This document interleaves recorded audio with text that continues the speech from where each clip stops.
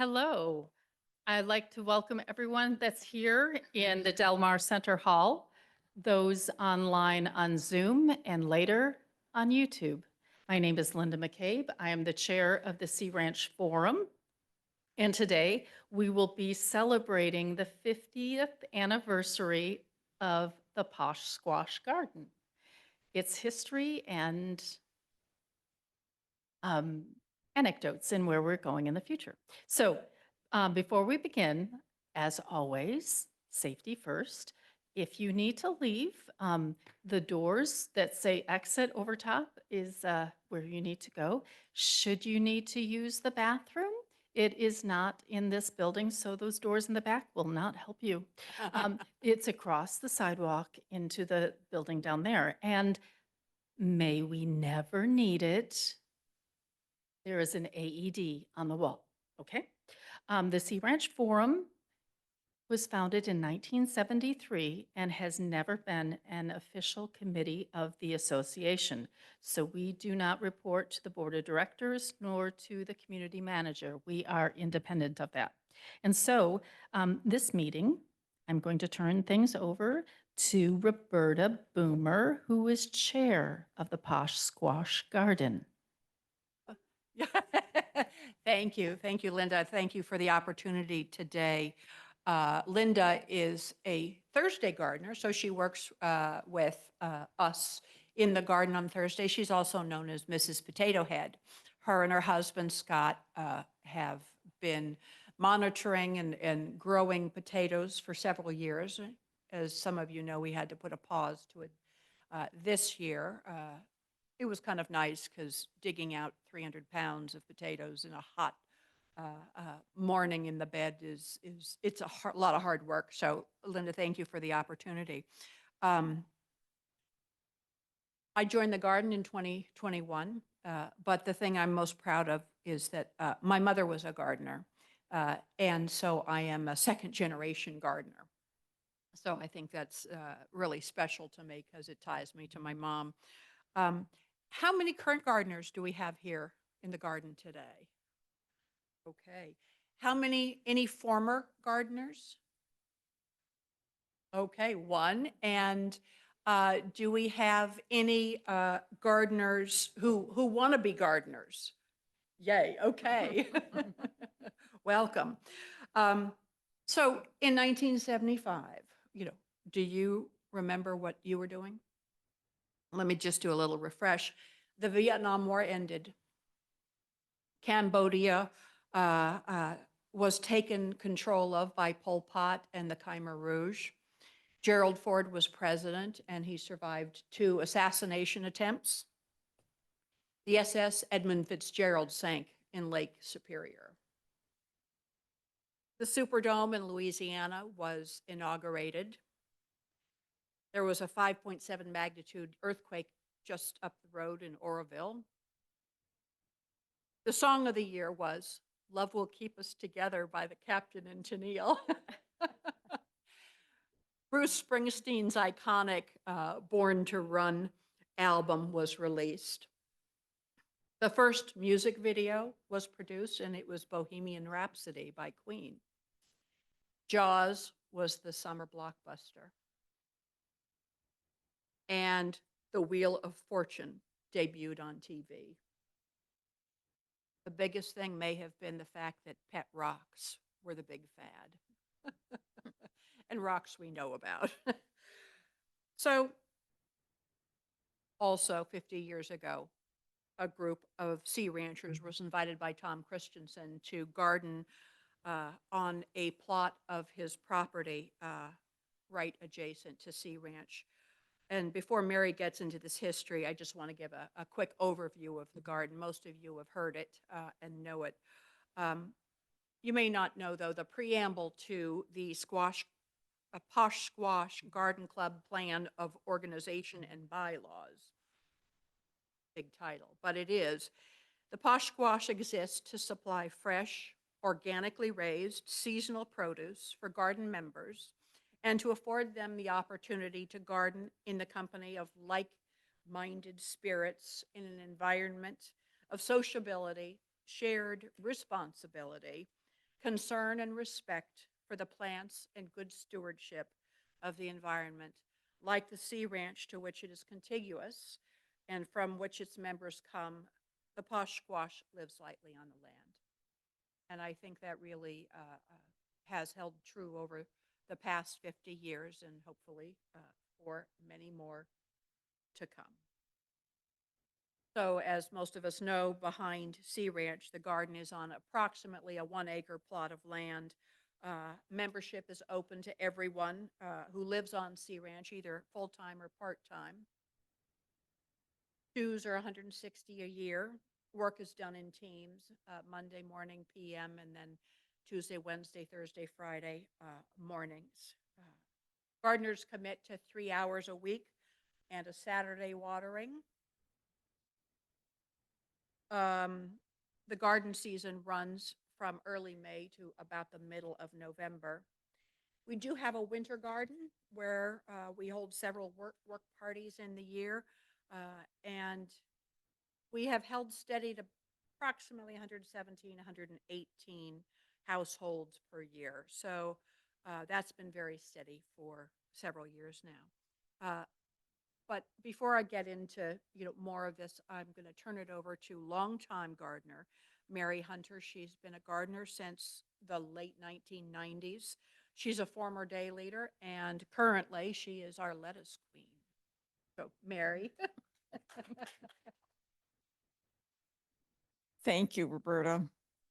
I'm going to give you kind of an overview of the history from the time it began up until, about 2001 or 2. So we're back in the 1970s. And you have to remember that in the 1970s, we didn't have the 2 supermarkets we have. They weren't very big, if we had any market at all in Wallala. And we didn't have the farmer's market at all. So finding good fresh produce was pretty tough. So we had a little group of people in the early 70s, Sally Skibbons, Fief Wickstead, Doris Buck, and others, asked the Sea Ranch for a place where they could grow vegetables. And they hoped to grow them in individual plots. So this first attempt on land designated by the Sea Ranch was unfortunately a dismal failure because the winters, of course, were long, cold, and wet. They should have realized that. And the other big problem was there was no way to fence out the animals. Remember, Sea Ranch doesn't like fences. And even though they had designated this area for these people to grow their gardens, their plots, they wouldn't allow fences. So the plants did not grow. But this small band of individuals kept on thinking, and that's when, in 1975, when Tom Christensen offered them that land that was nearly an acre right next to his property. They knew it was going to be challenging, but they took him up on it. He had offered it once before, and they had refused because it was such a challenging piece of property. In prehistoric times, it had been the bottom of the ocean. It had been eventually the top of a sea stacks, but still, it was now a piece of land that was rocky, sandy, devoid of minerals and humus, and the challenges were great. So the members met these challenges by clearing the rocks, installing 700 feet of fencing, and adding amendments to the soil. These chores sound familiar to you gardeners that are here? I think we're still doing all that, especially you people that are trying to clear the north end. So anyway, one of the early members is quoted as saying, "Rocks in the dark silence beneath the surface, rocks really do reproduce."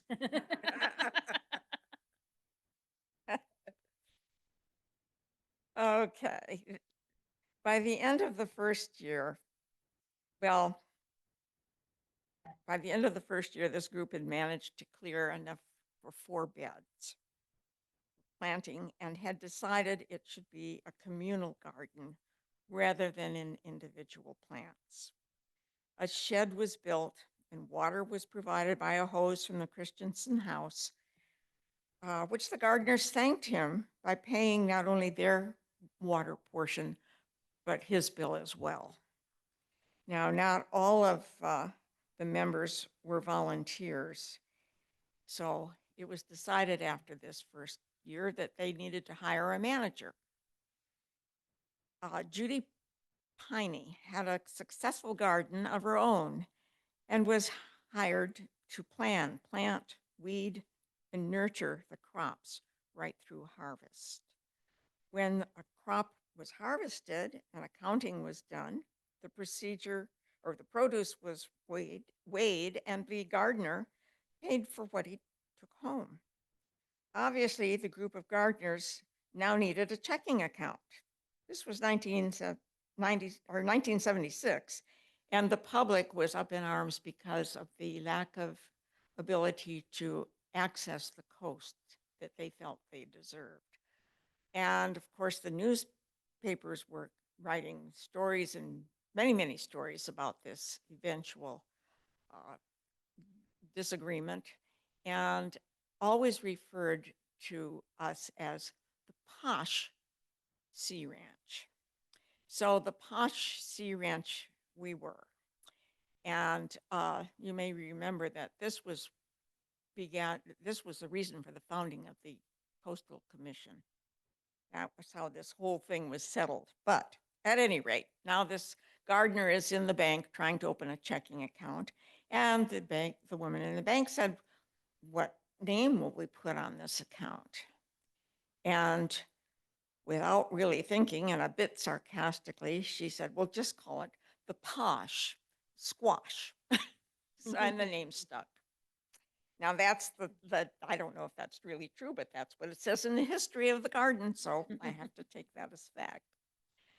The garden kept expanding, and by 1981, the rocks were, they kept being cleared, and Judy Piner had been manager for about 6 years.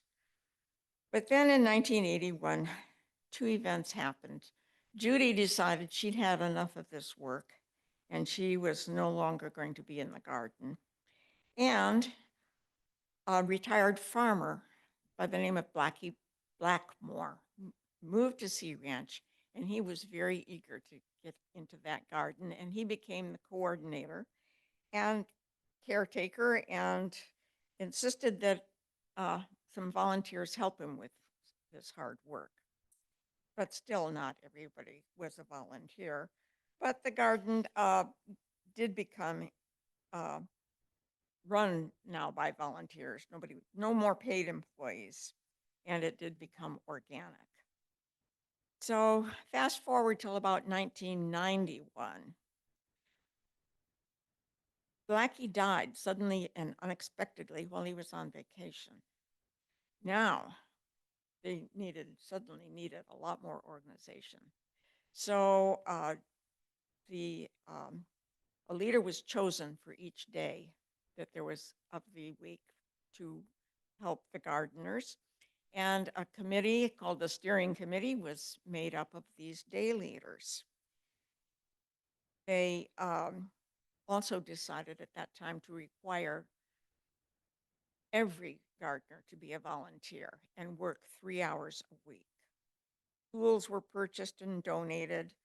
Underground water system was donated by John Wingate.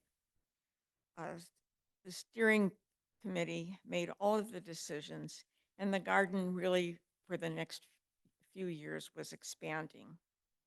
In 1992, J. Baker acquired half interest in Tom Christensen's land, including the land that where the garden was.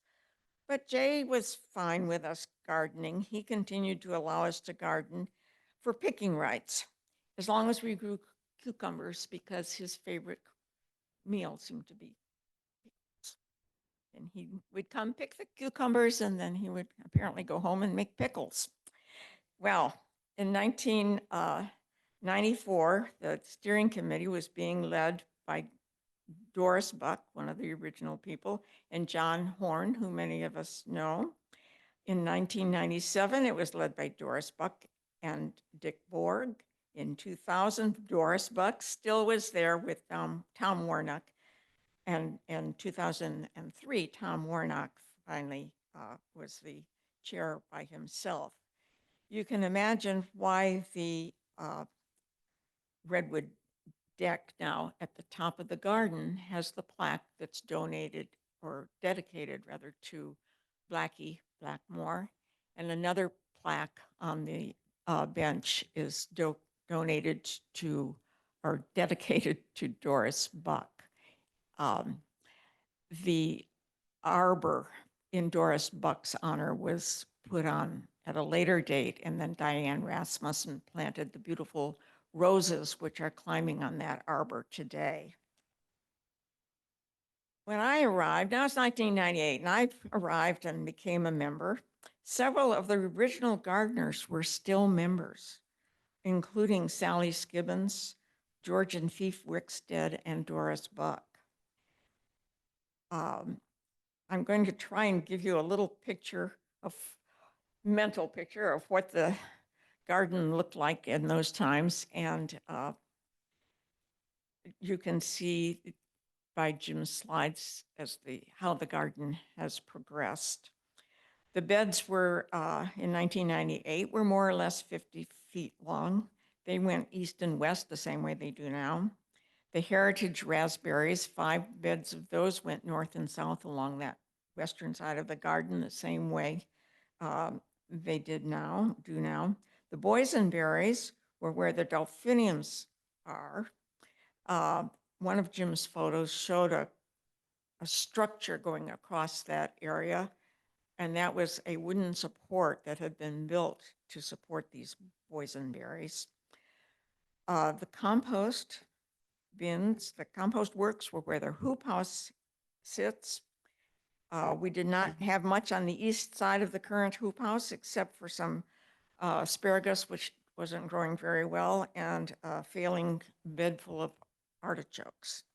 On the east side of the hoop house were the boysenberries, which bloomed or grew wonderfully well and bloomed every year, never had a berry, and a little bed of strawberries, which didn't do very well either. There were really no beds of importance below about bed 50. The cold frames were just north of the shed. We only had 2 apple trees and a pear tree. We still have those. They're below the hoop house. We also had 1 apple tree just above the hoop house in the spot where the old original blueberry patch sits now. The 50-foot beds at that time, as we do now, were sometimes divided, not always, but sometimes divided into shorter sections. And when I came to the garden, the lettuce was planted in a couple of these shorter sections, but the only lettuce that I ever saw there was all leaf lettuce and mesclun. And so one day I said to Doris Buck, why don't we try to grow some head lettuces? So she thought about it, and then about a week later, she told me that would be a pretty good idea.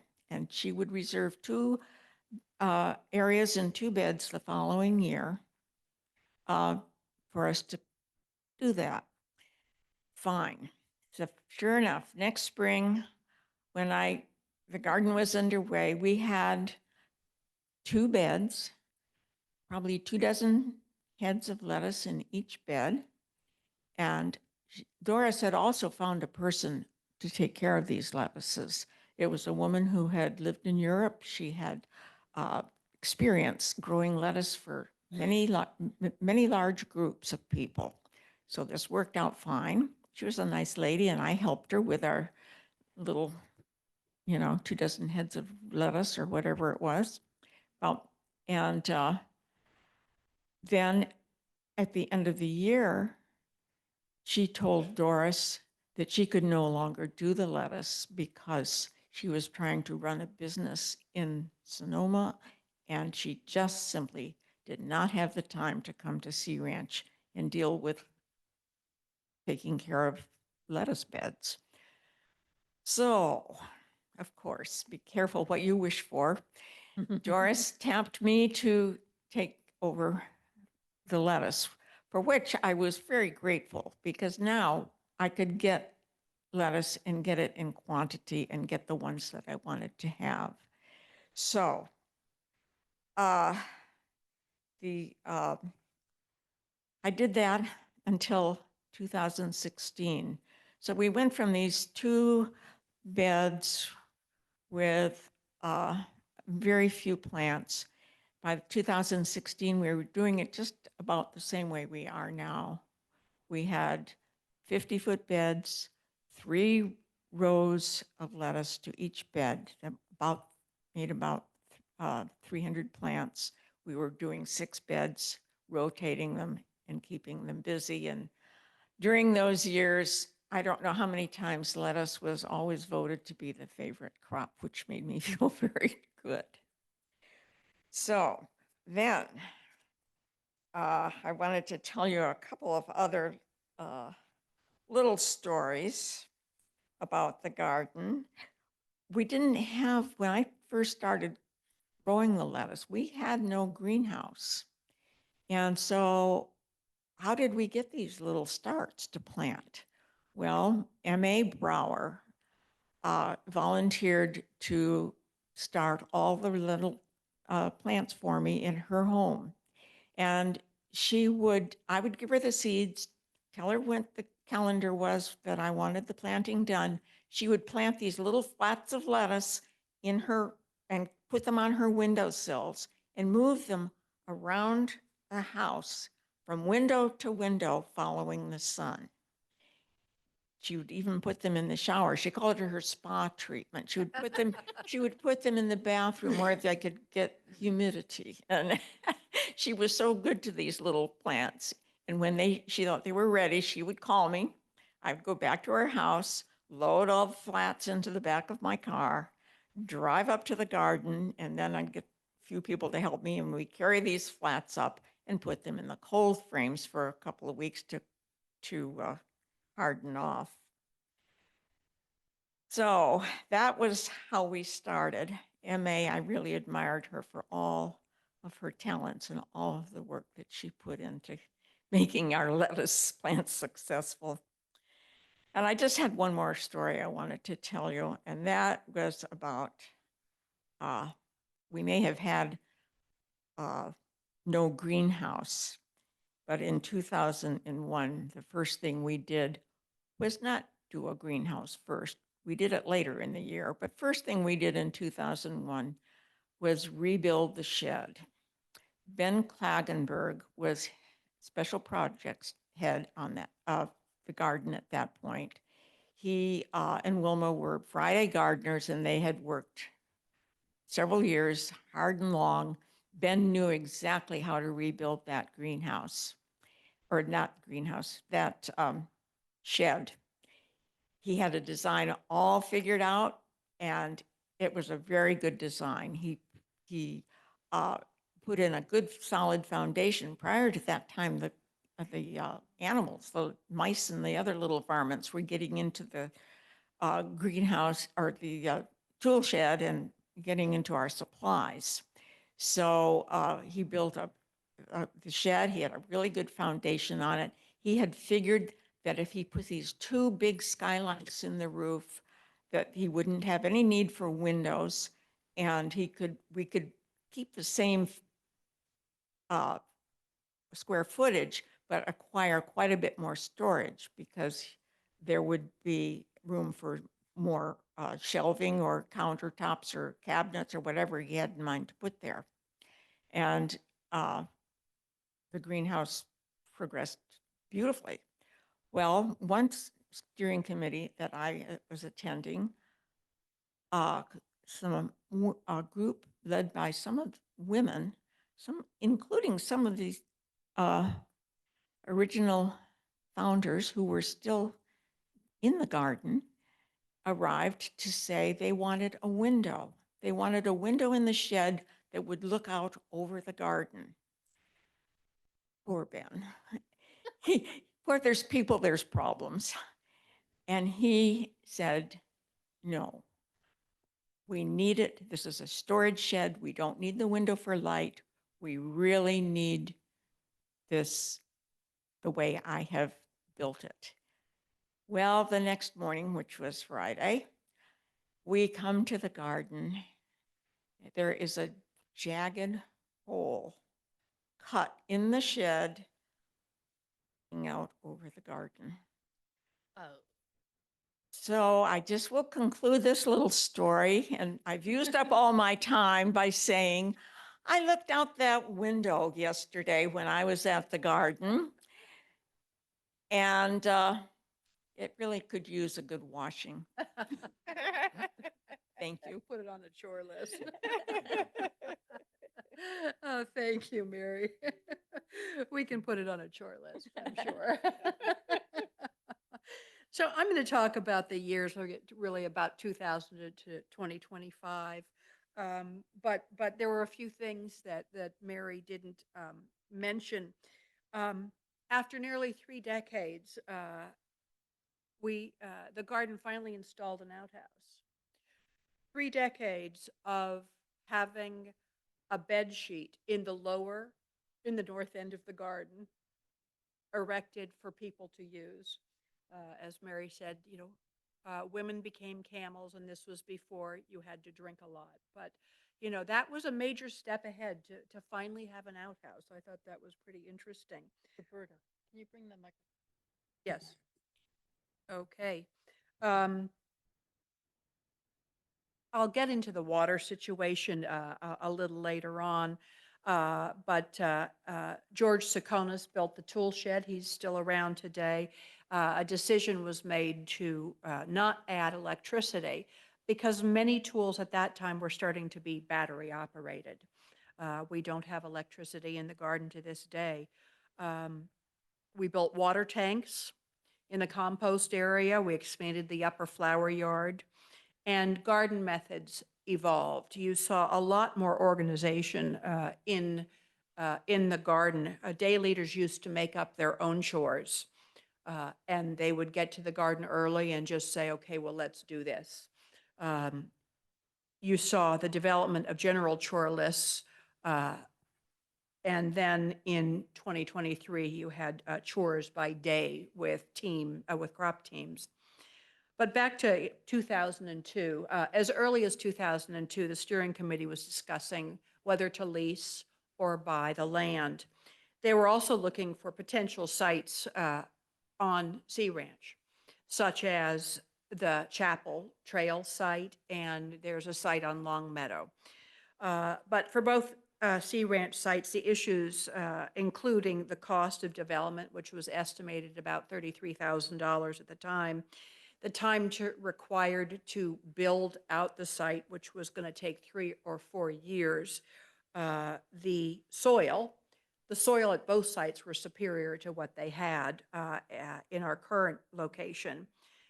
Human resources, just those of us who were there gardening, who was going to build out this site? And then, of course, there was always the clock running on the Sea Ranch's CC&Rs. And so for those reasons, the garden said, okay, we're not big on Sea Ranch sites. At the time, in 2002, a total of 6,117 seeds were planted. They had a germination rate of about 90%, so 5,400 plants went into cold frames, and only 0.1% of these were lost. This was a huge, huge step up from years before. There was a tent greenhouse for growing tomatoes. It was made of plastic. It wasn't a big success. In 2002, there was a great kelp expedition, and about 10 gardeners armed with machetes and hatchets and pitchforks gathered at Shell Beach to collect the kelp that was abundantly on the shore due to recent storms. They loaded this kelp into 2 pickup trucks and took it back to the garden and dumped it, glistening and sinuous, in a pile below the shed. Some was used experimentally to mulch a bed, and most was stirred into the composting material. Apparently, the smell was quite something. Goals for mulching was established, and I think we follow these today: suppressing weeds, improving the soil, counteract erosion, and address soil compaction. There were 4 methods of mulching in use: the green copper, a cover crop, usually fava bean or vetch, newspaper covered with wood chips, straw, and of course the kelp. Diane Rasmussen got a bunch of pomace, which is what's left after grapes are pressed from juice. The juice is pressed out of the grapes. Got it from the Annapolis winery. It was used in the asparagus bed, which ultimately wasn't the right place for it, but maybe it could be considered in the future, just not in the asparagus beds, but as our compost. The garden's planting coordinator, also known as the head gardener, morphed into a planting coordination team. In 2003, as Mary referenced, the last of the artichokes were dug up. They failed to thrive in this environment, especially given how much the gophers love artichoke roots. It just was a crop failure after crop failure. We had some gardeners who drove to the Stornetta Ranch and came back with 3 cubic yards of dried steer manure for a cost of $60. Unfortunately, it wasn't all that dry. It was too hot, and it wound up burning many of our crops. The Doris Buck Memorial Trellis was designed and installed in 2003, and a decision was made to build raised beds, more raised beds, 2 a year, and install anti-gopher wire. This also allowed some people to garden while sitting. The tomatoes had been a persistently problematic crop: blight, blossom end rot, non-ripening, poor flavor, overwatering or underwatering. Nobody ever knew why, but they were both suspicious culprits. Watering was a continuing problem in the garden. There was too much, there was too little. There was watering on leaves that wanted to be dry. Watering know-how was not widely distributed, and day leaders had to continually instruct gardeners how to water. It was suggested that there is a difference between watering and sprinkling. The base source of the problem appeared to lie in our uneven watering skills by the gardeners and differences in opinion of when, how much, and how to water. The year included a plan of assigning certain crops to particular days, which reduced some of these issues and it improved yields. And we returned again to the idea of crop teams in 2023. At the end of the year, the steering committee approved an offer. Well, they voted to offer to buy the property from the Bakers and Christensens, and they put down $1,000 as a down payment. Moving on to 2004, interesting, a lot of the steering committee meetings were held right in the garden. But the Baker Trust executor returned the check. They said it was too low, and they suggested maybe a better evaluation. Evaluation would be $50,000, which we didn't have. So we turned to discussions of a long-term lease. That year, annual cost of ordering seeds was $300. And it was decided not to use colored newspapers as an underlayer for the straw mulch because um, the colored would run into the soil, and being an organic garden, we thought that that was problematic. All crops for the year were planted by the summer solstice. And that was true for many years. By the end of June, all plants that were going to be planted were in the ground. In April, a new gardener, Colette Code, produced a version of the Posh Squash Cookbook, which sold for $15. 500 were ordered on the first printing, and by October, just 150 remained. So another printing of 300 was ordered. I think I have this book. In fact, I know I have this book. My mother has several recipes in it, which were actually mine. The greenhouse elves produced a prodigious number of thriving tomato seedlings of several varieties this year. And this was produced a lot of excitement after so many years. A technique for trapping warmth and providing wind protection for tomatoes was implemented. It resembled a cloche. And in addition, some tomatoes were planted in stacked tires to see if the garden could outgrow the tomato jinx. Well, with about 200 tomatoes planted, they had about 100 surplus tomatoes, and some of these were donated to the Humane Society, and the others were given to gardeners. The idea of crop specialists, now we call plant parents, was created in this year. And for the first time, possibly the first time, the idea of non-tilling beds was discussed in conjunction with the need to rotate the lettuce beds. So a green manure cover crop mulch of fava beans was planted in the former lettuce beds to test the idea. Unfortunately, I don't know how the experiment turned out, but it would be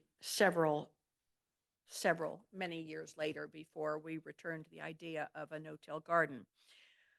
Like I said, day leaders were just making up their chores for their days. The 5 favorite crops of that year were lettuces, tomatoes, raspberries, green beans, and chard. Crops seldom or never used were celeriac, curly endive, and mustard. Gardeners wanted to see more potatoes, fava beans, and red cabbage. Some of this has not changed in many years. We're going to move on to 2005. There were a lot of plans for construction of projects, including repairing the perimeter fence, building a storage shed to house rolls and rolls of remay, building a shed for a generator that was about to be donated. I don't know that it ever was. Building more gopher-proofed raised beds. Interesting, the wood of which was treated with a bug-deterring wash of cement. We reset and replaced PVC bed marker pipes, constructed cucumber trellises, and mouse-proofed the greenhouse. The installation of metal flashing at the base of what we call now the old greenhouse was done to foil the mouse invasions. The greenhouse coordinator also obtained, commercially I might add, the urine of bobcat and fox to further discommode the mice. Later in the year, it was reported that the experiment seemed to be working except when it rained and washed the odor away. So discussions in 2005 continued. Discussions about buying the property continued. And finally, in April of 2005, the Sea Ranch Board of Directors approved a resolution authorizing the lease of the garden site from the Baker Family Trust and Stanley Christensen, and a lease was negotiated and signed. The Posh Squash, after 31 years of gardening, at its present site, and after seeking alternative sites on the Sea Ranch Commons, finally had a tenancy. It was celebrated with cake and champagne.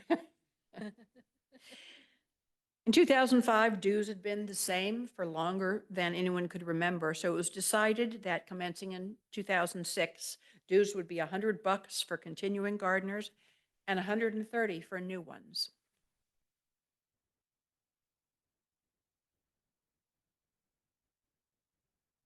Ah.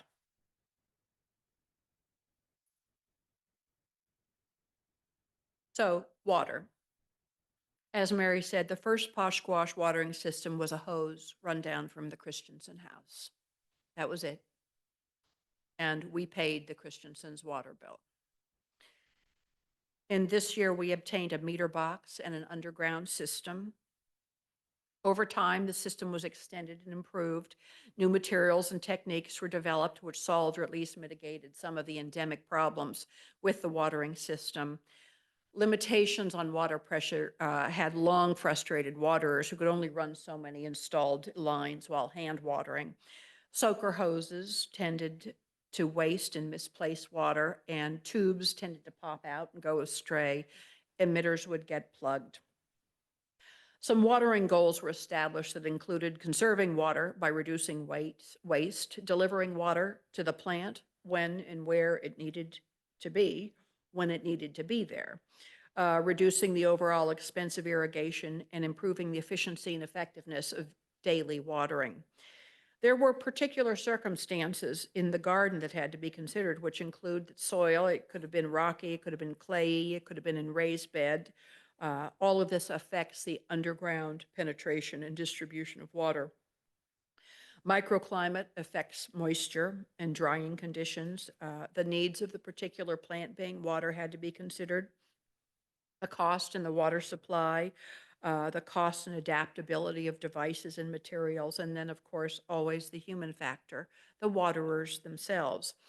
So there was a big effort to phase out half-inch hoses and soaker hoses and phase in microtubing with built-in emitters, installing pressure-reducing valves and filters. There were puzzles like the raspberry and strawberry beds that had to be figured out.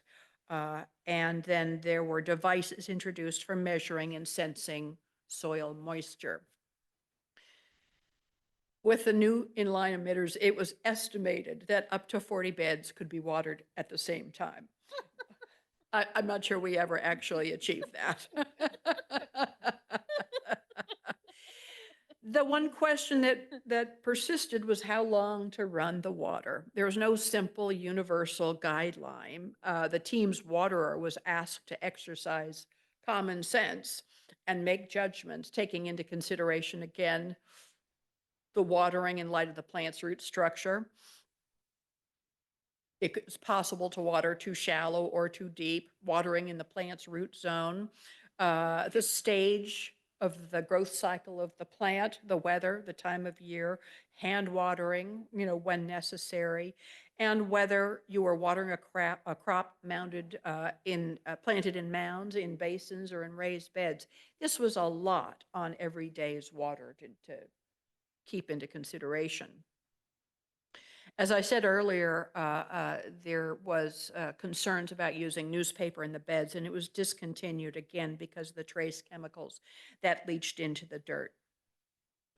This year, raspberries were far and away the most favorite crop, and gardeners wanted fruit trees and more berries. Winter crops were planted: garlic, leeks, green onions, cabbage, chard, arugula, and spinach. And last but not least, the hoop house was built. The area chosen was where the current compost works was. It was a sunny spot. It was decided to move the compost works to the top of the garden because taking a full wheelbarrow downhill was easier than pushing it uphill. In 2006, mice ate half a flat of green bell peppers in the greenhouse. There was established some standard bed preparation methods to promote soil health and maximize the benefits of compost amendments. The greenhouse had a banana slug problem, but the mice in the greenhouse were at bay. The garden did insert flights of dormant ladybugs on several of our suffering beds to combat aphids and other unwelcome critters, something we may want to revisit. The first beehive was installed in the north end of the garden. And as a result of the watering changes from the year before, the garden used 25,000 gallons of water less. That's a huge thing. A small winter garden was planted in the hoop house. Crops grown was lettuce, parsley, and beets. We did see the arrival of approximately 3 cubic yards of fresh horse manure from the Sea Ranch Equestrian Center. The manure was aged and composted before use in the garden, but ultimately a decision was made not to accept it anymore because horse manure contained remnants of the anti-worming pills that are fed to the horses, and anti-worming would kill the beneficial worms in our beds. And in addition, there was in the manure, the straw, the hay, and hay is grown with pesticides and herbicides that would get into our beds. And so that is why to this day, despite repeated requests and inquiries, we do not take their end product. Okay, 2007, now we have two beehives. And there had a queen and they had worker bees. We added Brussels sprouts as a crop. The hoop house got a solar panel, a fan, a louvered vent to help solve the moving air problems of humidity, insect intrusion, and uneven temperatures.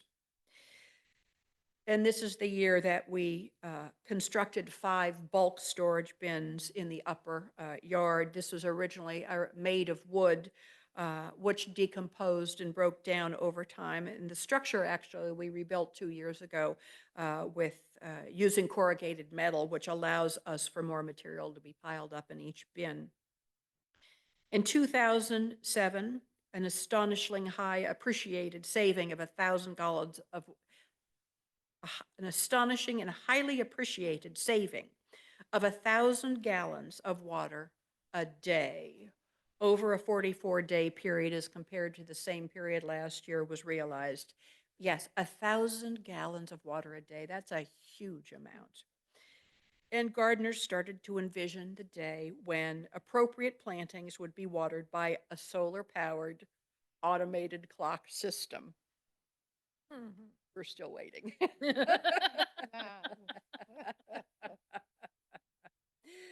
We did have some germination failures of directly seeded crops like spinach and carrots, but finally, after several years, we were able to grow carrots again, and they are some of the most popular crops we had back then and still do. Chthonic co-residents of the garden, I had to use that word, chthonic, because it's just how often you get to use that word. Gophers, moles, and voles. They tunneled in on our beets and kohlrabi, our Chinese and our regular cabbages, our turnips, and they chomped away a third or so of the garlic crop. So suggestions for solving the problem included employing a squad of attack kitties. More gopher cages were added, and many reported seeing large birds and foxes hunting these creatures, and we have seen that to this day, the large birds and the foxes. We still have gopher challenges to this day. We also started an intensive gardening experiment on one of the beds. It was highly successful, and so on the basis of this experiment, 3 raised beds were labeled as intensive gardening beds. 1 for mesclun, spinach, radishes, scallions, and carrots. 1 for beets and turnips, and 1 for garlic and scallions. Sally Skibbons reached out to the lodge to ask about compost material from their kitchen. They said they would set it aside for the garden, and we got 20 gallons a week from them. Yeah, can you imagine hauling that up in your car?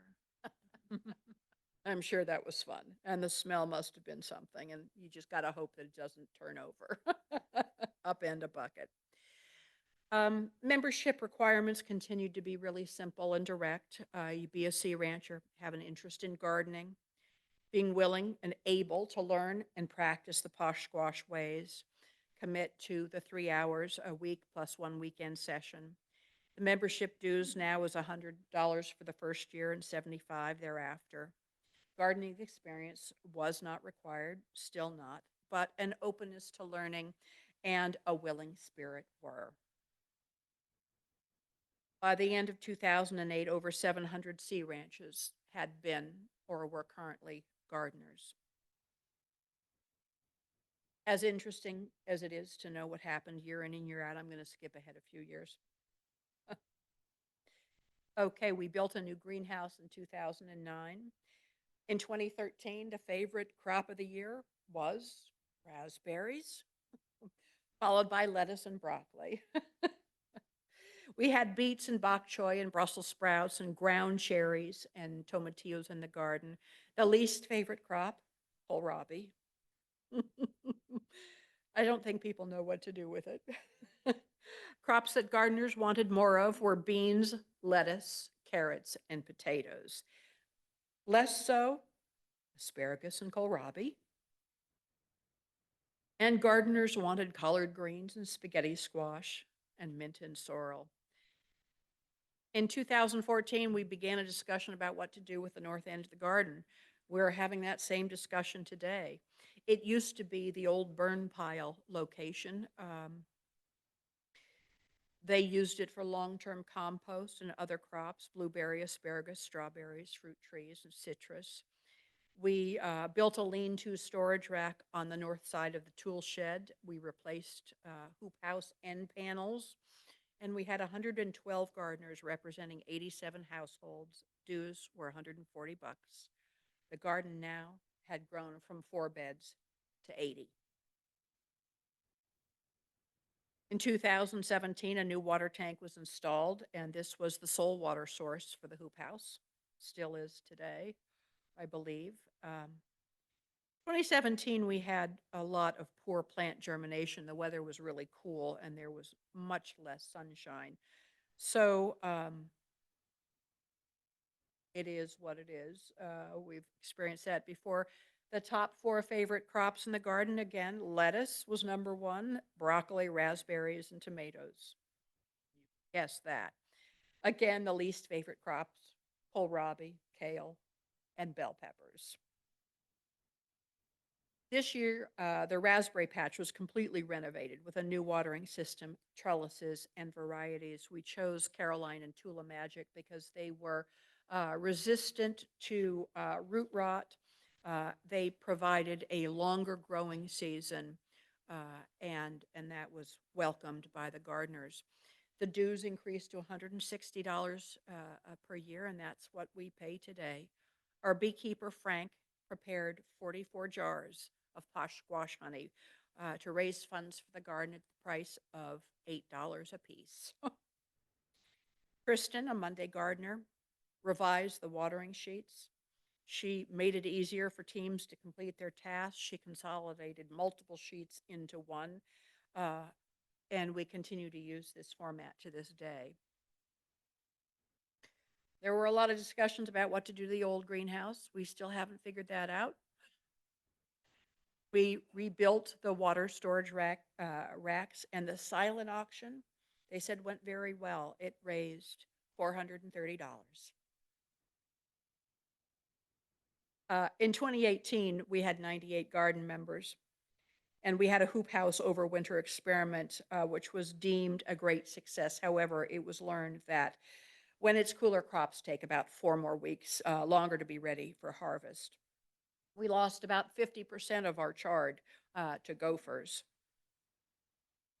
This was a drought year for us, so we had some more germination and growing challenges. We did discover a huge rat's nest in the 20 discarded tires north of the old greenhouse. Remember, we used them.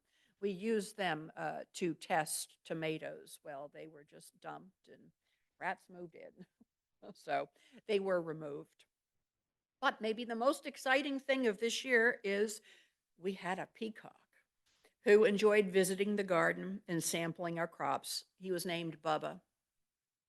We also had 3 ducks, which had been visiting the garden, and they were very tame. They were hand fed.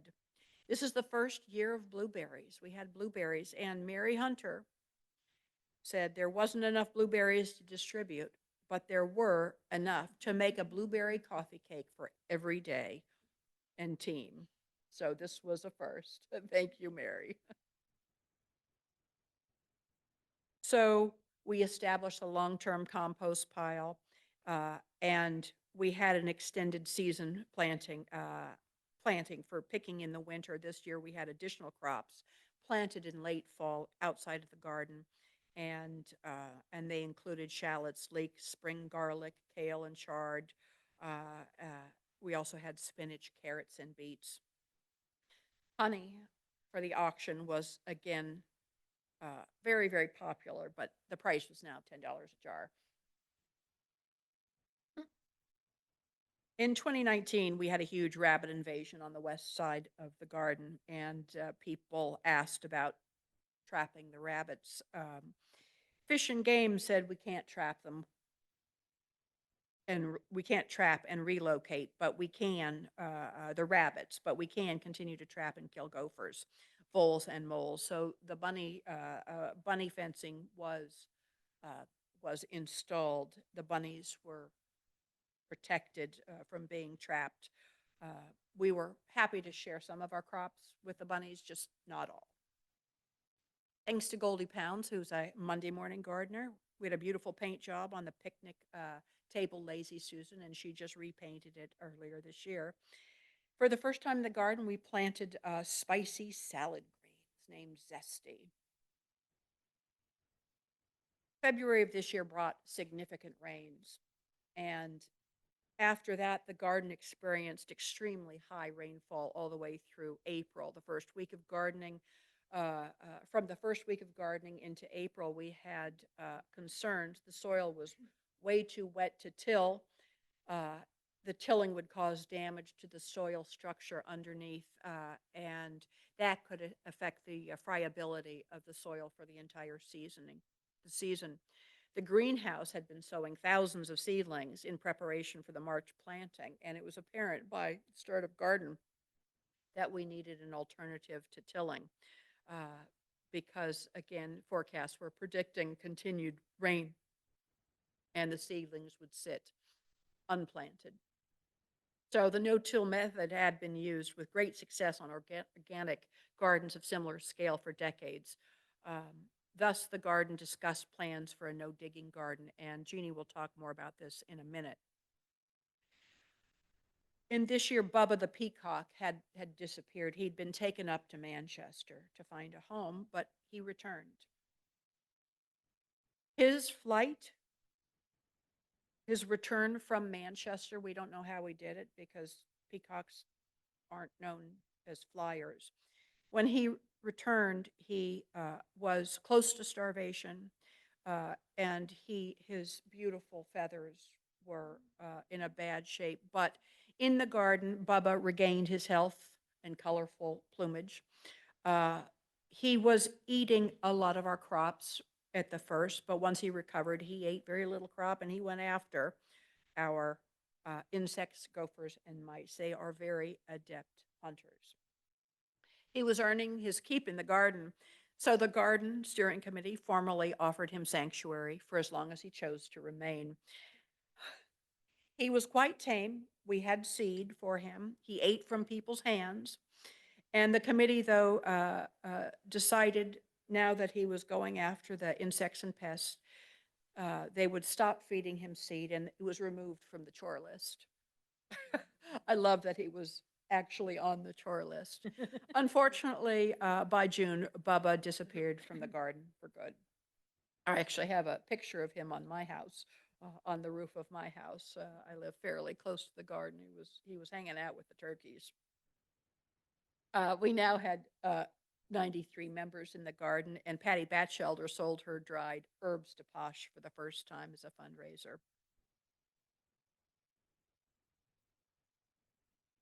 In 2020 was the year of COVID. We had social distancing, no breaks, no visitors were allowed in the garden during shelter in place, even if those visitors were escorted by gardeners. The solstice work party, which had been a staple for many, many years. It was a work party followed by a barbecue. Wasn't held, neither was the harvest dinner. There was an online silent auction. In 2023, many trees were felled by the atmospheric rivers, and subsequently PG&E and Sea Ranch Association removed a lot of additional trees around the garden. The impact of the downed trees regarding the sun and wind is something that we are currently addressing. Crops are getting more light in addition due to the wind and the light. They are drying out quicker. I remember being in the garden. Silly me, I stepped over one of the downed power lines, not thinking and realizing just what it was. Luckily, of course, it was not live at the time, but those were some challenges we faced. So again, as I always say, nobody likes being talked to death. It's a horrible way to die. I'm going to stop talking. And I'm going to introduce Jeanne Walker, who is our planting team member emeritus, the woman who really brought to us with a team no-till regenerative method of gardening and that we're using today. She's the plant parent for our dry farm crops, leeks and asparagus, plant parent, and so we're really lucky to have her here with us today to talk about the biggest changes in the garden in the last few years. Jeanne? Thank you, Roberta. Now, if you could assist me here with the operation of this. I press share, and that should get us Yeah. there. Yeah. Okay.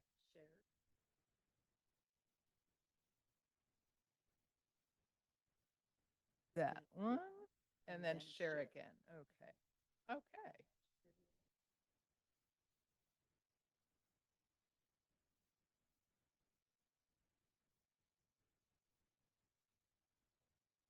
Here we are.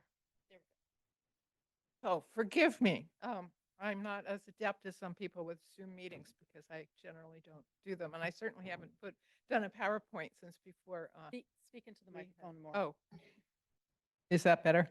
Okay, all right. Those either new to me. Okay, so it's nice to see all of you, and this has been such an experience for me to join the Posh, which I did the year after I moved here. I moved here in the fall, and in the spring I joined, and that was 2014. So it's been a while. And I will start with when I became a planting team member. Planting team was envisioned, I guess, in 2017, and then started mid 2018. I wasn't part of anything at that point, but I was invited to join early in 2018 to plan for the change to take place mid-year. So we spent the fall making plans and deciding that we were going to make no rapid changes, but we did have a lot of things we wanted to slowly change. And we did want to transition to less soil disturbing methods and things like that. So, but we had agreed we didn't want to upset the cart there by changing everything at once. But after planning to slowly transition to less soil disturbance to improve the compacted soil, we experienced torrential rains in the weeks before 2019 season was to begin. And of course, we've heard about this. Guerneville was deep underwater. Our beds were water-sogged muck. We had a greenhouse bursting with seedlings that needed to be planted by early March. And there was no way any tilling could be done for many weeks, possibly longer. And that was the method we had assumed we'd follow to begin. So there we were, and as Charles Dickens so well described my feelings of the time, it was the best of times, it was the worst of times, it was a season of darkness, it was a spring of hope, it was the winter of despair. We had everything before us, we had nothing before us. So we scrambled to find a way to make it work. we had to prep the beds and get the crops in the ground. Somehow we really were quite passionate about it. Walking away or giving up was not an option. We found the English farmer, Charles Dowding, and his methods of no-till farming online, researched quickly to see how that might work for us. Could it work quickly enough to get us off to a good start at Posh? We had no real options except to try it, and it offered a method that would be possible to undertake with what we already had, which was compost, rakes, wheelbarrows, and willing hands. And that was the beginning. Mother Nature set us on the path, and as we learned, we saw the model had always been here, just outside the garden fence. Another name for it is forest gardening because it mimics the natural process of forest, exemplifies the layering of plant debris in every season, wet by rains and left unturned. Branches, wood, leaves, needles, flowers, grass, bones, fur, feathers, mushrooms, and stardust. So let me see if this is going to, yeah, it works. Okay, the planting team did a study of roots. We wanted to learn about the role they would play. Lettuce was one of our favorite crops, and this is from a study that was done in the 20s in Nebraska by some soil experts, and it's fabulous. They cover almost all the crops we grow. So lettuce has a taproot, as you can see in this slide, which grows very rapidly, sometimes at the rate of 1 inch per year, especially in loose, moist soil. That's the one on the left. The other one is compacted soil. The goal was to improve the soil texture, not just for the lettuce, but to benefit all our crops. We redesigned the watering sheet to address what each crop needed and when, because we had different crops, different systems, all kinds of different things. We had changes during the year. So we worked on that. We created spreadsheets and databases to make it easy to track how the garden was doing and to plan each new year on paper and keep it as a reference to build upon. You're still using it, basically. We responded to gardeners' requests to plant more beds and include more varieties of crops.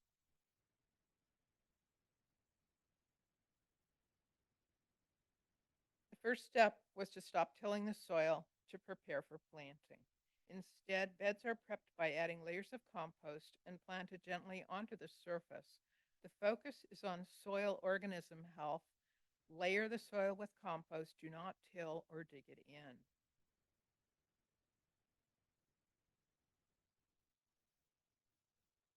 The no-till planting method means that you plant gently by pushing holes into the soil instead of digging a hole to keep the structure of the soil intact and keeps weed seeds buried where they can't sprout. So it did help a lot with the weed population.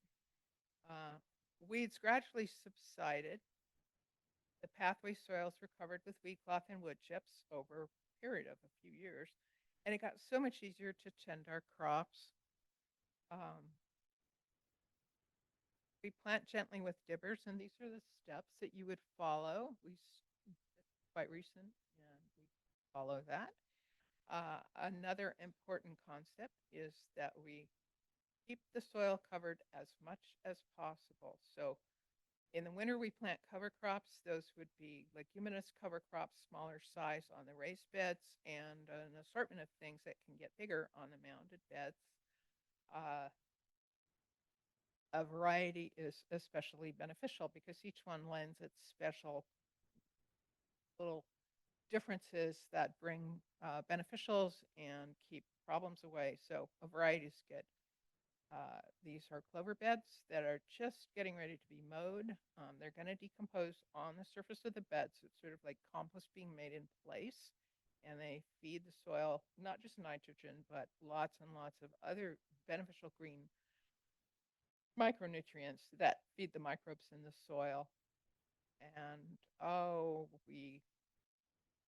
we built a bean tunnel. We wanted to keep the soil planted as much as possible with as wide a variety of crops as possible. We were following Charles Dowding's process. We mingled different crops on the same beds using drippers instead of the spray irrigation heads previously used on the intensive beds, lowering water use considerably. Easy to replant small sections of them every month or so in a succession that provided more continuous harvests. The zesty salad bed was one of the first. We repeat planted all season, keeping the soil alive with roots and microbes that feed them, raising more crops for the gardeners to enjoy. And we have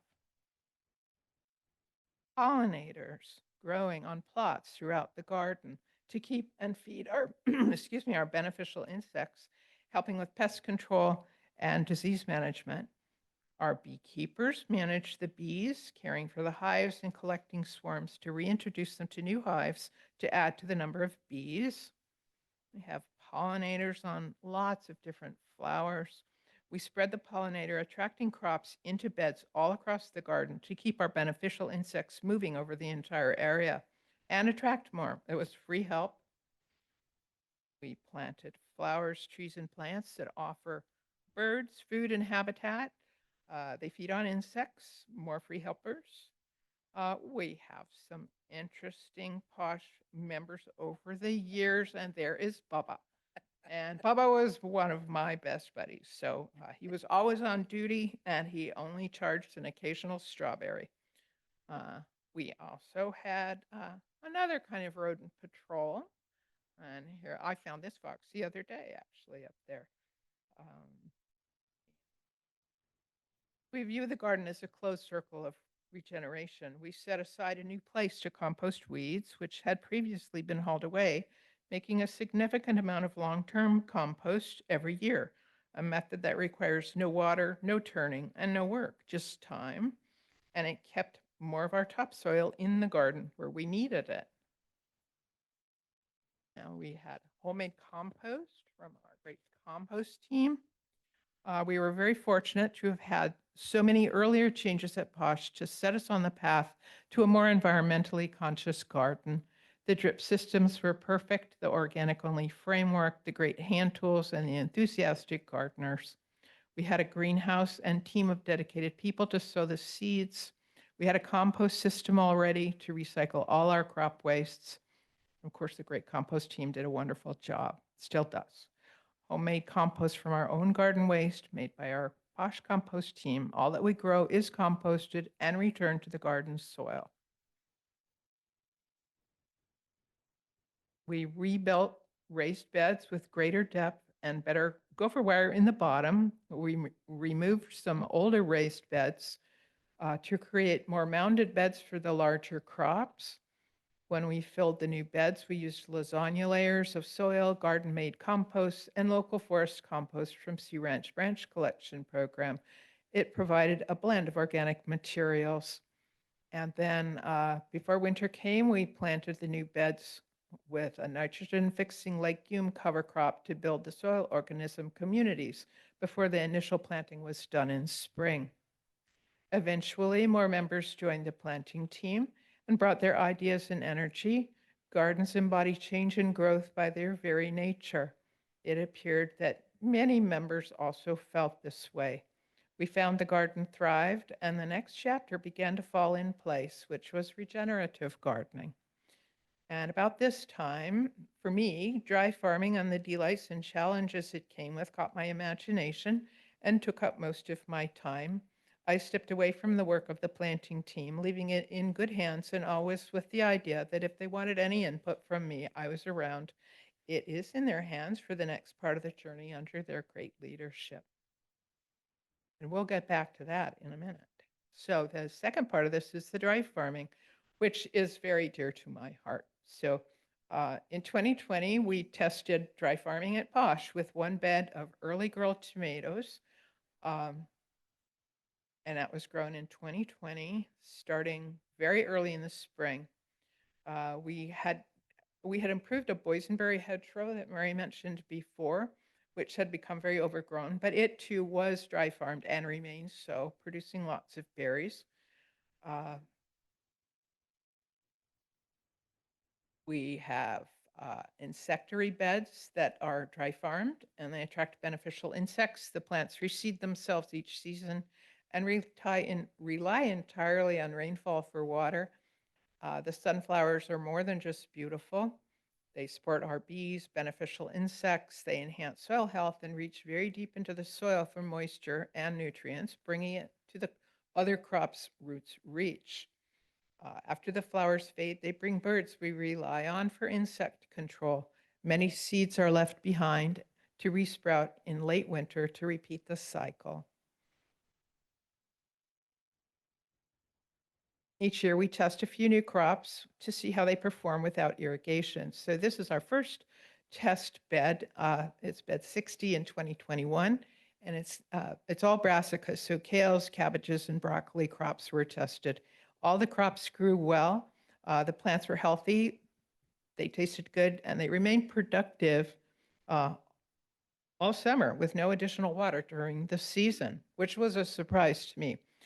So here's one of the cabbages. This is rather a fabulous cabbage. In fact, it was harvested and we weighed it 6.5 pounds of cabbage. So we shared it with all the teams, and that was really made me feel we had some success at hand here. So the tomatoes were really the thing that I was most interested in. And so these were planted. This is our first bed planted between a summer cover crop on the fence of buckwheat and a row of summer squash on the right. And at that time, that was not dry farm summer squash. So I did find some recent information about dry farming. Some research was done at the Berkeley Agroecology Lab by a researcher. And I quote a lot of their work here. Dry farm tomatoes are delicious, and they can teach us a lot about agroecological transitions to water scarcity. And so in 2021, we had expanded to a row of summer squash. These are 2 rows of tomatoes, and that's the brassica row that did produce that cabbage over to the left. And from this study, in a 2024 study, Berkeley Agroecology Lab researcher Ivan Sokolar examined the fungal communities in soil that help dry farm systems flourish. Research was focused on California's Central Coast, where growers first started marketing dry farm tomatoes in the 1980s. Dry farming means that crops are grown throughout a dry season without external irrigation, depending instead on soil moisture left over from a wet off-season. This is not a new farming method. Hopi farmers in arid northeastern Arizona have long harnessed the summer monsoons to sustain crops like corn, melons, and squash. Olive growers in Spain and Italy have also historically dry farmed, limiting the irrigation in their orchards through the dry yet cool Mediterranean summers. Wine grape growers and orchardists in the Mediterranean and in California have produced finer wines and sweeter apricots, plums, and other fruits for centuries in the same way. Portugal has used the method extensively for port and other wines.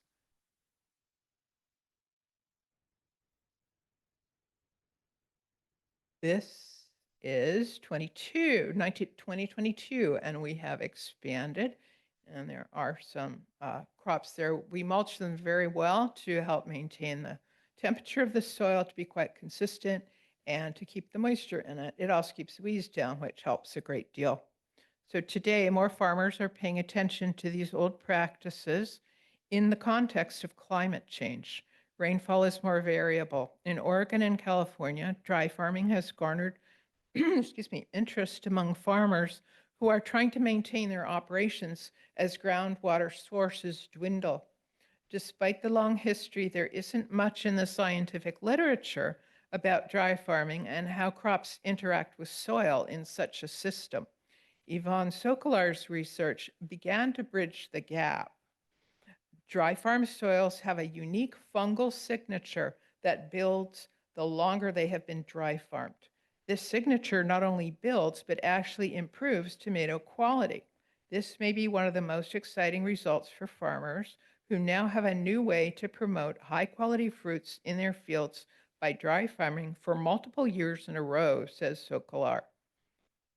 And so here we go. Here is my partner on the project, Bia. We've just finished planting. Those are this year's tomatoes. And these are this year's tomatoes as well, after we has pulled the remay off and started supporting them with what's called the Florida weave process, which is used by most commercial growers. Gives them a lot of sunlight. You can spread the plants out and you get a lot of crop in a small area. Dry farm tomatoes send their roots deep into the soil, usually more than 6 feet down, and much deeper than a farmer will typically manage for nutrients. Sokolar's study found that because surface soils dry quickly in dry farm systems and effectively lock those nutrients away from plant roots, dry farm tomatoes use their deep roots to draw nutrients from depths of 2 feet and below. That knowledge signals that farmers may have success experimenting with several seasons of deeply rooted cover crops like daikon radish to build up nutrients deep into the soil. This was in her report, which I didn't read until about a week ago, which is interesting because that's what we planted this year. In the context of these farms in Santa Cruz and San Mateo counties, dry farming works well not only because the conditions are right. California's Central Coast and the Sea Ranch rarely get too hot. They generally receive a lot of winter rain.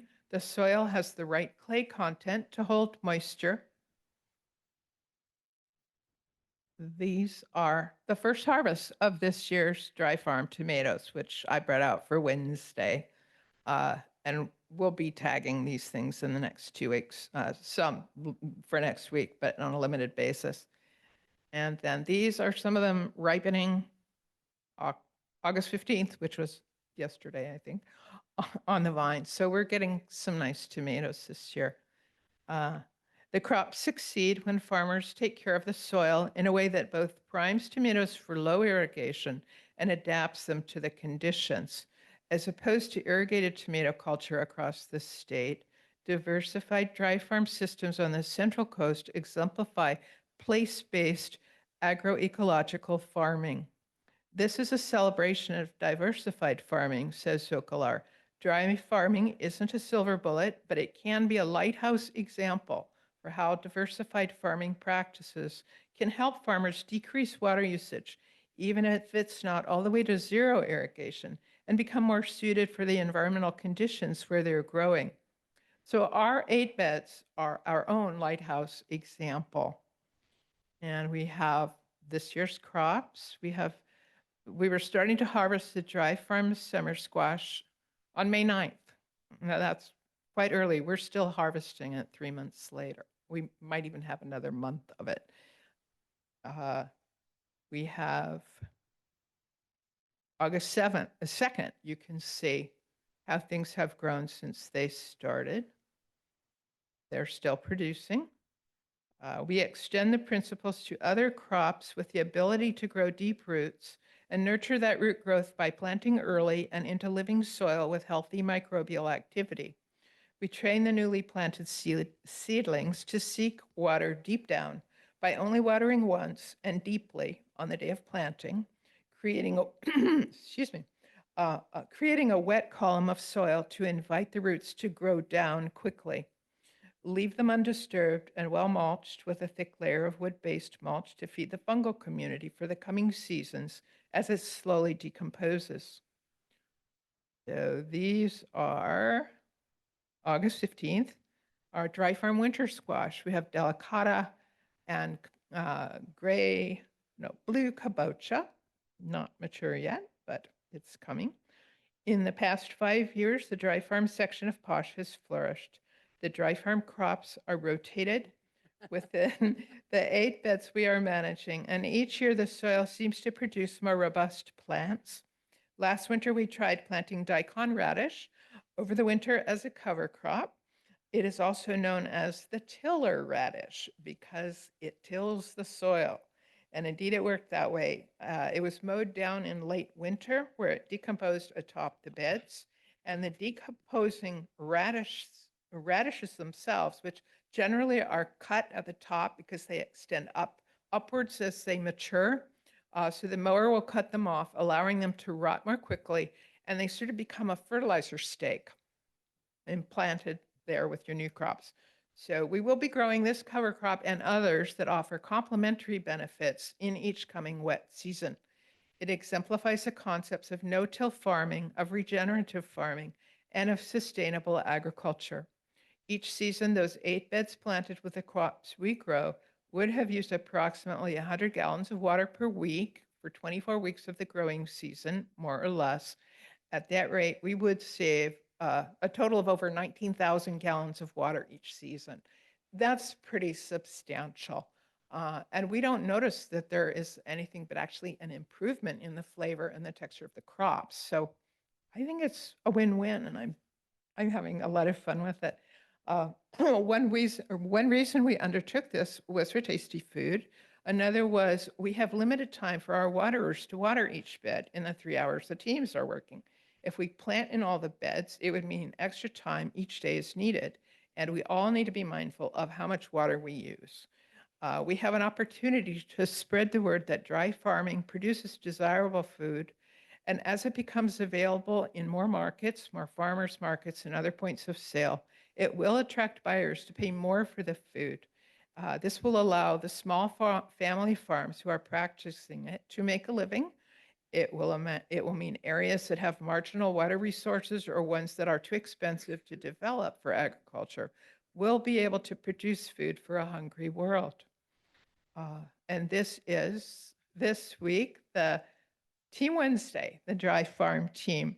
Now, last summer, you may not be aware what we had to do for those plants to keep them alive after the late blight struck. But every person on our team, they came in Saturdays to prune the leaves that had been affected off and cart them away. And they spent a month, 2 months helping to keep the plants alive until they were able to ripen the tomatoes. So there they are. That's my team. And I'm proud to be a Wednesday gardener. Now we have one more section, which I was asked to speak about regenerative gardening because the new planting team didn't have somebody who could address that at this time. So I'm just going to do my best here. And newer members of the planting team are bringing more regenerative farming methods to the Posh. They are a continuation of no-till gardening. It's a style of gardening that has many names, but it follows the same principles. The 3 basic principles to farm by are, excuse me, I have a frog in my throat. I wish he didn't live quite as long as he had. Oh, here, I have some.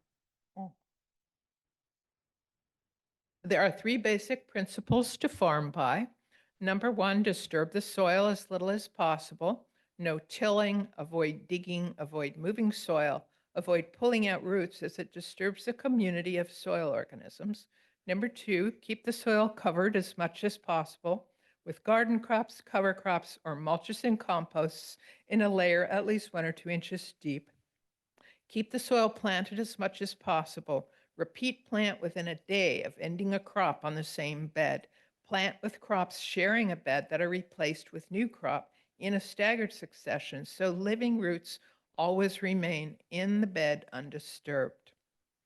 The gradual changes continue to lead Posh into methods to increase soil health, bringing with it some new terms that describe what is going on in the soil. The living soil encapsulates the ideas gracefully and descriptively. It is also the title of a comprehensive and very readable book, The Living Soil Handbook, The No-Till Grower's Guide to Ecological Market Gardening, written by farmer Jesse Frost. He also hosts a podcast on YouTube, if anyone is interested, Farmer Jesse's No-Till Market Garden Podcast, and he's easy to find, interesting to listen to as well. The planting team is involved in ongoing research and garden experimenting with methods of planting and crop care to bolster soil health and increase beneficial insect populations both above and below the soil line. Rely as much as possible on local organic materials to keep our garden growing. Keeping old roots from spent crops in the soil to nurse the new plants, replacing them in the same bed. Tiny new roots follow the path of the old established roots. and are able to gain nutrients from those roots via the microbes in the soil. It's not a competitive situation. It's rather a supportive one. Companion cropping, rotational plantings to provide diverse microorganisms for soil health, keeping the soil organisms alive and housed in the structures they create among the roots of the plants in a symbiotic manner. When we speak of soil microorganisms or organisms in general, we're speaking of an entire collection of bacteria, fungi, uh, earthworms, all kinds of very, very minute creatures, all the way up to gophers. Gophers actually do help the soil, even though they damage our crops. They benefit the soil in many ways. So we don't see them. That's why a lot of people don't realize that the microorganisms, that they do such an important job underground to keep our plants healthy and to connect them with each other. So they trade nutrients and moisture generally along the lines of the hyphal. You'll see white root-like structures in the soil. That's members of the mushroom family. And those are actually roots that connect a plant that might be 30 feet away with your crop. So ongoing record keeping to provide a way to evaluate cause and effect of new processes and the new crops. It allows a way to contemplate what worked and what didn't.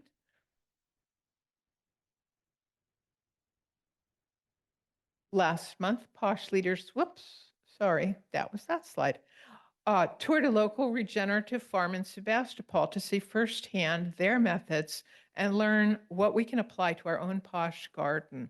This farm is frequently written about. It's also mentioned in the Living Soil Handbook. The lush growth we saw illustrates the concepts that the plants feed the soil. It's the photosynthesis the plants do allow them to make carbohydrate and sugar compounds to send down through their roots to feed the soil organisms. This begins the web of life symbiosis that in turn creates compounds, which are fertilizers and other nutrients and moisture, that are exchanged in the soil and eventually feed and nourish the plants and provide moisture from beyond the reach of the plant's own roots. It was a very interesting visit. I think we learned a lot that we can put to good use. This is showing a newly planted fennel crop.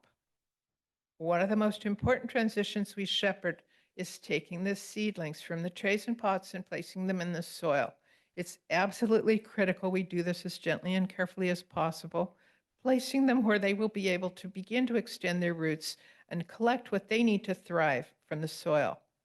And the compost covers the soil as a mulch in this slide. Plants grow most rapidly when they do not have to constantly adjust to changes of temperature in the soil or the level of moisture in the soil. Plants die as easily from overwatering as from underwatering, maybe more frequently. While they are designed to grow roots rapidly to reach moisture if needed, remember the root slide, an inch a week for the lettuce's roots. And they have no way to escape wet soil that has no air pockets because it's been waterlogged. They require both water and air to survive.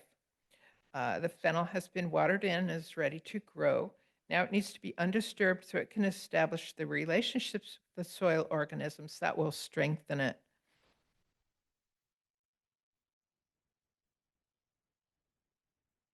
What you see here are a number of situations where we have companion planted things.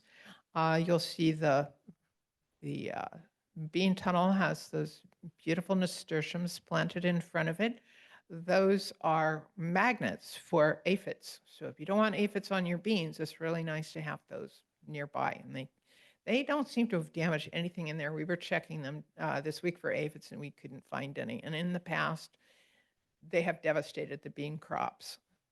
You also see it there with the lettuce crop, the end of the bed.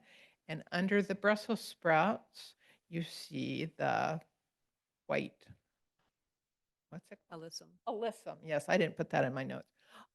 And that is a very beneficial thing, especially for brassica crops, which suffer a great deal from some small insects. These flowers attract uh, parasitic wasps, and parasitic wasps prey on a lot of the insects that plague our brassicas. So this will bring them into the garden. They will lay their eggs in proximity to the crops that are most affected by the damaging pests, and we will over time see a reduction of problems without introducing any pesticides and actually adding a very nice thing to the underplanting and a diversity of crops to the same area, which benefit the soil microbes. So it's kind of a win-win all the way around. Um,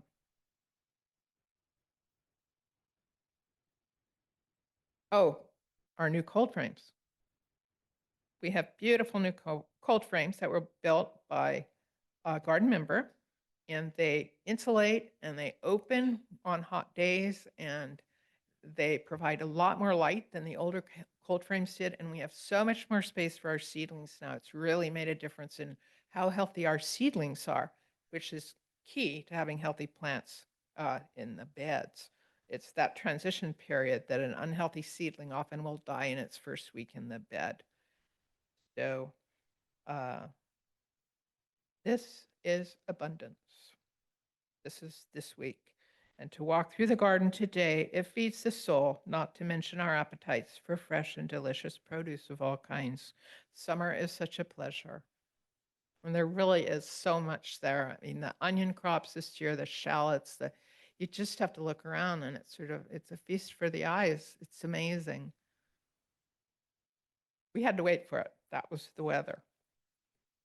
And then here we have our bean tunnel and sunflowers. It's summer magic. And one of my favorite quotes from Jose Ortega y Gasset, tell me the landscape in which you live and I will tell you who you are. And I think to me, that's what the garden speaks to me of. Now we'll see if we can get this video to play. And this is on our website. If you're not aware that we have a lot of informational things on our website, this was just put up there by Monique, and it is demonstrating how to plant with a dibber in our beds with mulch on the bed and how to work around it. And I encourage people to look on the website and see, because we have a lot of informational things up there that will answer a lot of questions. So you just poke holes with a dibber, you put your plant in after putting in some of the 757 to feed it, getting that wet, and you'll keep all of the soil microbes intact in that bed because you won't be digging a hole and cutting their relationships and causing them to have to go through the whole coming to life process again. So I think this is pretty. She's on it, and so it's been muted, so there is sound on the one on the website, but and it's just such a peaceful process that you can just kind of feel how, as you push on the hole that you've made from the sides after you've put the seedling in, you can feel that the soil is coming in good contact with the roots, and it gives the plants a very good start. And it does seem as though, as the tour of this wonderful garden was for our members, our other garden members that haven't had that opportunity can learn a great deal about the methods that make all the difference in the world to our young plants. Get them off to a healthy start. There it is.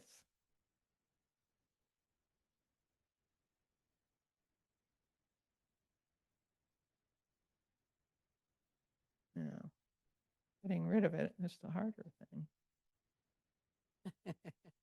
There we go. So join us next season. Thank you, Jeannie. There until you get to your next presenter. So there thank we you. go. So just in conclusion, I know in the last few years, we have, to help support the interplay of insects, crops, soil, we've added bird houses for birds that eat 700, 800 bugs a day, which is a lovely thing. We did have a bear in our garden last year that decimated our beehives, but so far so good. We added an electric fence, so um, plus appropriate signage so that we stay away from it. We're building a second hoop house in the fall so we can continue to grow our wonderful tomatoes. And we have a plan to add peppers and eggplant that do not thrive in the garden outside. It just doesn't get hot enough. So with 102 beds, over the past 50 years, we've seen some of the same issues that former gardeners have experienced with pests and gophers and soil health. And we are always trying new crops, working to improve our garden practices and building a healthy soil.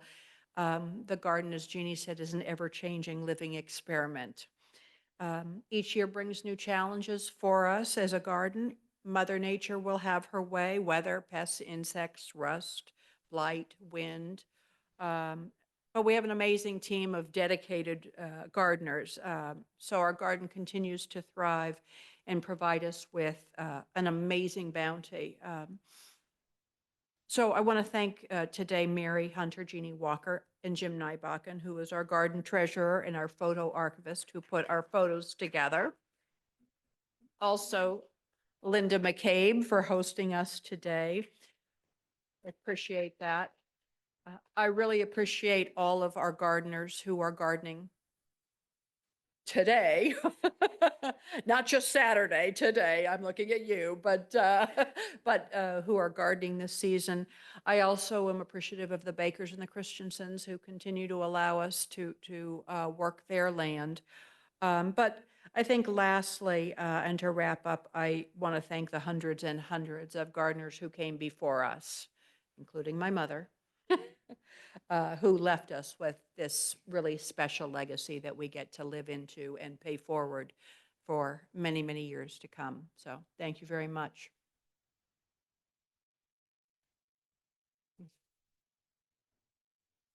So this is a point that if anyone has any questions or memories they want to share, you can come up to the microphone that's there in the center. Or we can end early. It's your choice. Is there anyone online that wanted to say anything? If not, then I will wrap up by thanking everyone who came and to say that this is being recorded and it will be on YouTube in a couple days. So look for it there on YouTube / the Sea Ranch Forum, and you can find it there, or on our website, which is thesearanchforum.weebly.com. And want to invite you to put on your calendar upcoming forums, the ones that are scheduled. October 11th, part of the 60th anniversary of the Sea Ranch. I'm working with the Vision Committee, and we're going to do a forum honoring founding women of the Sea Ranch. And these are women that were here in the first 20 years. And I'm going to be honoring 20 different women, which will be a challenge. And I'm still writing that. And if anyone has any photos or anecdotes of the women, and you can look on the website to see the women that I'm honoring. One of them is Sally Skibbins, one of the founders of Posh Squash. And then October 18th, which is the following Saturday, working with the Archives Committee, and they want to be doing a forum remembering Matt Sylvia, who is the first builder who built the lodge and others. So that's it. And one more thing that the Sea Ranch Forum does is try to help out the facility and resources crew by putting the chairs away. So thank you again for coming.